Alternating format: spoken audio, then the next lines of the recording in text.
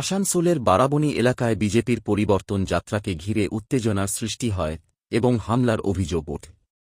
BJP সূত্রে জানা গেছে, আসানসোলের কল্যাণেশ্বরী মন্দিরের নিকট থেকে 4 জেলা সফরে বের হওয়া পরিবর্তন যাত্রা বারাবণী এলাকায় পৌঁছতেই তৃণমূল কংগ্রেসের কর্মীরা পুলিশের উপস্থিতিতেই যাত্রায় হামলা চালায় বলে অভিযোগ।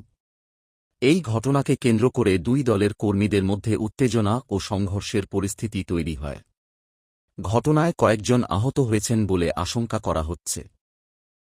খবর পেয়ে কেন্দ্রীয় বাহিনী দ্রুত ঘটনাস্থলে পৌঁছে পরিস্থিতি নিয়ন্ত্রণে আনার চেষ্টা করে।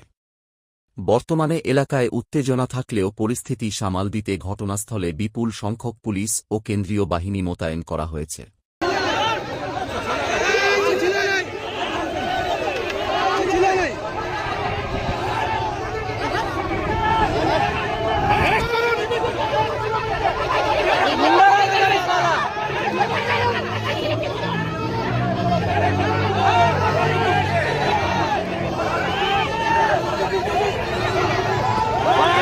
वही रिकॉर्ड हो रहा है।